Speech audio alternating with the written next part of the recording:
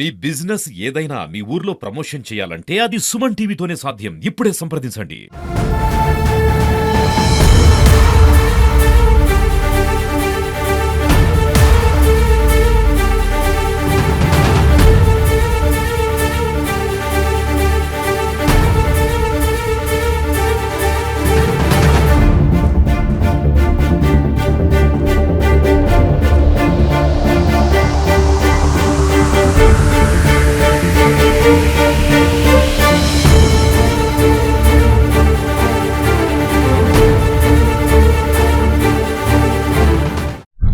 Hi hello నమస్తే welcome to Suman TV. మానవ సంబంధాలు మంట కలిసిపోతున్నాయి. అంటే సొంత అన్న తండ్రిపై కూడా ఇద్దరు తమ్ముళ్ళు వరుస అయినటువంటి ఇద్దరు తమ్ముళ్ళు కూడా మహేష్ నరేష్ అనే వ్యక్తులు తన సొంత అన్న కృష్ణపై భూ వివాదంలో గత కొన్ని సంవత్సరాలుగా తగాదాలు జరుగుతున్న నేపథ్యంలో నిన్న సాయంత్రం 4 గంటల ప్రాంతంలో తన కృష్ణ అన్నపై అతి కిరాతకంగా మద్యం సేవించి దాడి చేశారు. కత్తులతో దాడి చేయడంతో ఉన్నపల్లిగా అక్కడెక్కడికే రక్తం చిందించుకుంటూ మొత్తం అక్కడక్కడే మృతి చెందిన సంఘటన మొత్తం విలువకి వచ్చింది. అక్కడ ప్రస్తుతంగా విజువల్ చూసుకోవచ్చు. ఇక్కడే తన సొంత భూమిలో నిన్న పొలం ఏదైతుందో ఆ పొలం పనుల నిమిత్తం హైదరాబాద్ నుంచి సాఫ్ట్వేర్ విధులు నిర్వహిస్తున్నటువంటి ఏదైతే లింగన్న పెద్ద భార్య కుమారుడు ఎవరైతే ఉన్నారో కృష్ణ, తన అక్క చెల్లెళ్ళు ముగ్గురు, ఇతను మొదటి భార్యకి మాణిక్యమ్మ లింగమ్మకి మొదటి సంతానంగా అయితే ముగ్గురు కుమార్తెలు ఇటు సంబంధించిన కృష్ణ జన్మించారు. తల్లి మరణాంతరం ఇదే గ్రామం సిరుల గ్రామం చెందినటువంటి నరసమ్మని మళ్ళీ రెండో వివాహం చేస్తున్నారు. అతనికి కూడా ఇద్దరు కుమారులు నరేష్ మహేష్ జన్మించారు. వీళ్ళకి ఉన్నటువంటి లింగనకు ఉన్నటువంటి 16 ఎకరాల సుమారు వ్యవసాయ భూమిని తన కొడుకులకి బిడ్డలకి సమానంగా పంచిచ్చాడు. 4 ఎకరాలు మాత్రం ఏవైతే లింగన్న తండ్రి ఉన్నాడో తను ఉంచుకొని వ్యవసాయం చేసుకుంటున్నాడు. ఈ క్రమంలో తండ్రికి ఉన్నటువంటి 4 ఎకరాల భూమిని కూడా తమకే కావాలని చెప్పేసి చిన్న భార్య కుమారైన సంబంధించినటువంటి ఇద్దరు నరేష్ మహేష్ ఇద్దరు కూడా ఆ భూమి మాకే కావాలని చెప్పేసి కొన్ని దఫాలుగా పెద్ద మనుషుల పంచాయతీలో మంచి సమక్షంలో కూడా పంచాయతీ నిర్వహించారు. ఇది క్రమంలో కూడా పోలీస్ స్టేషన్ మిట్లు కూడా ఎక్కారు. ఈ విషయం సుమారుగా ఒక 6 సంవత్సరాల నుంచి ఈ భూ వివాదం ఈ యుద్ధం మధ్య నడుస్తుంది.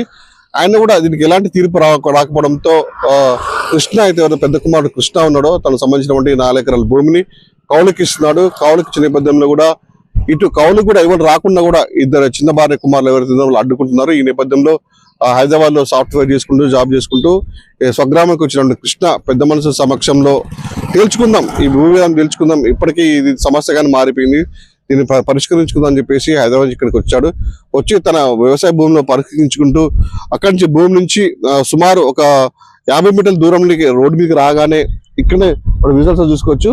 ఆ చెట్టు ఉంది. ఆ చెట్టు పక్కన మాట వేసినటువంటి ఎవరైతే ఉన్నారో చిన్న భార్య కుమారులు నరేష్ మహేష్ ఎవరైతే ఇద్దరు ఉన్నారో వాళ్ళు బాగా మద్యం సేవించి తన మిత్రులతో కలిసి కత్తులతో ఇక ఈ చెట్టు కిందనే మాట వేశారని తెలుస్తుంది. నేను సాయంత్రం 4 గంటలకు జరిగింది ఇది. పెద్ద కుమారుడు కృష్ణ వ్యవసాయ పనులు అంటే తమ భూమిలో ఉన్నటువంటి అక్కడ నుంచి దీనికి రోడ్డు మీద చేరుకోగానే ఇక్కడ ఉన్న మద్యం సేవించి చెట్టు చాటును దాచుకొని ఇక్కడ నుంచి నైట్ ఒకేసారిగా రాడ్లతో అటాక్ చేయడంతో మెడ మీద బలమైన గాయం కావడంతో అక్కడికక్కడ కుప్పకూలిపోయి మృతి చెందాడు. దీన్ని అడ్డుకోపోయిన తండ్రి లింగయ్య కూడా తనకి గాయం అయ్యేసరికి ఇక్కడ మొత్తం ఆయన మెడ మీద తీవ్ర గాయాలని ప్రస్తుతానికి ఆయన పరిస్థితి కూడా విషమంగా ఉంది. ఆయన మహబూబాద్ తీసుకెళ్లి చికిత్స పొందుతున్నారు.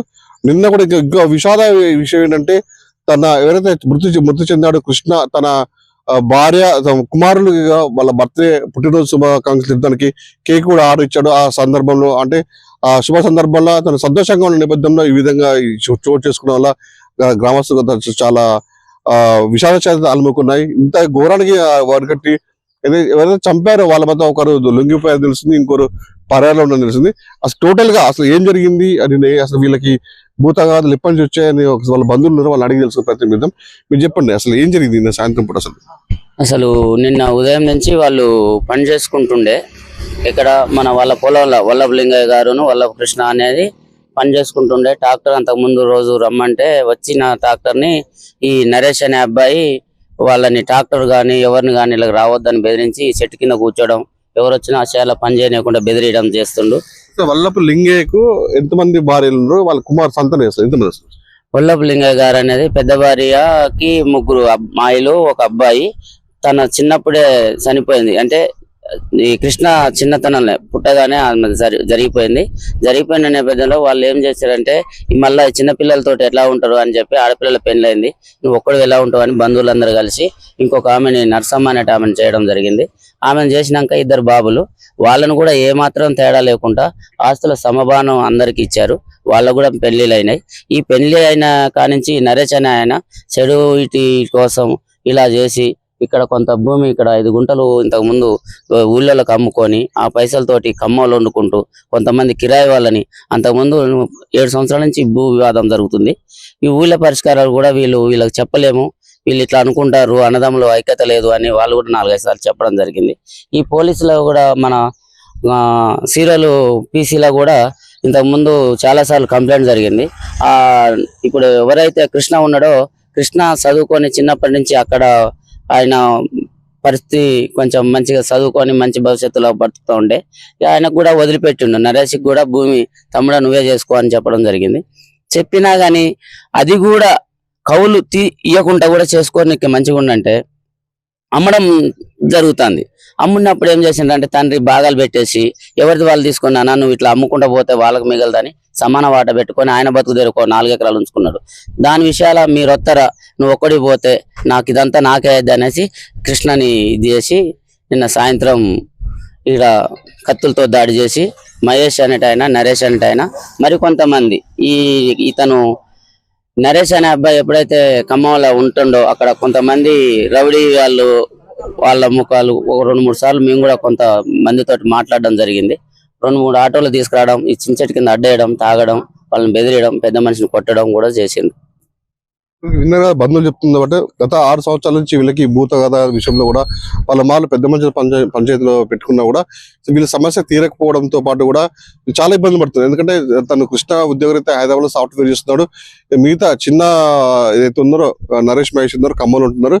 ఈ భూమి సాయంత్రం వచ్చే నేపథ్యంలో వాళ్ళకి మాట వేసి ఎలాగైనా ఇతన్ని చంపాలని ఒక పథకం ప్రకారం వచ్చి ఇక్కడ మనం చూసుకోవచ్చు విజువల్స్ కూడా డబ్బా ఉంది, డబ్బా పక్కన కూడా మళ్ళీ మద్యం సేవించాలని తెలిసింది.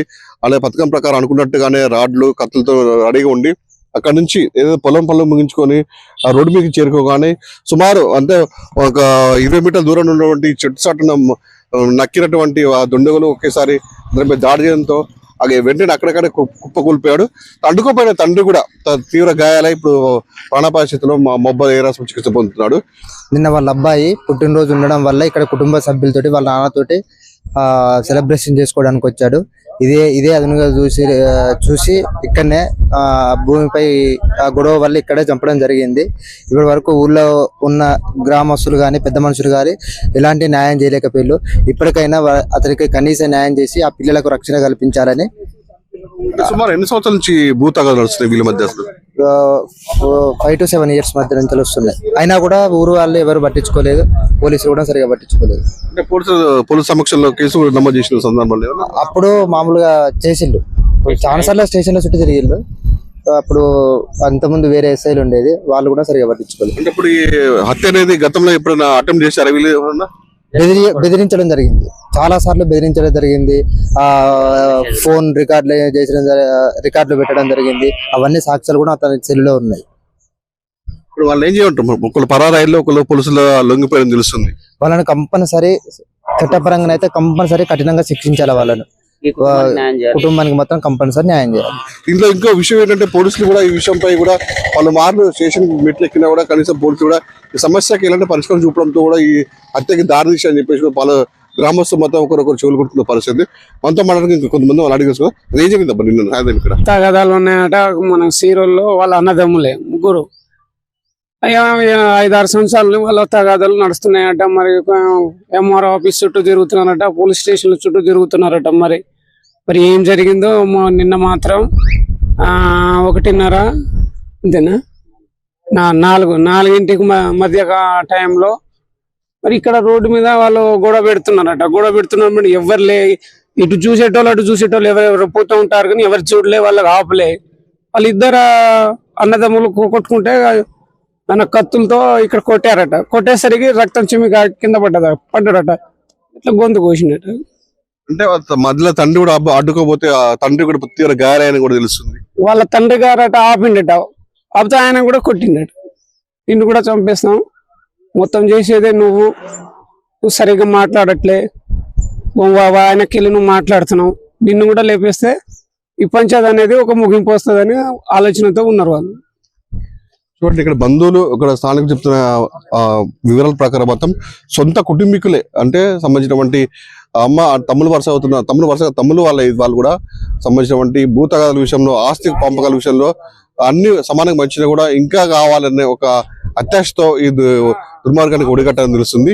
ఈ విషయంపై కూడా పోలీసులు విచారణ చెప్పి దోషులు నిర్ధారించి వాళ్ళ మధ్య కఠినంగా శిక్షించాలని చెప్పేసి కూడా గ్రామస్తులు కోరుతున్న పరిస్థితి అవుతుంది.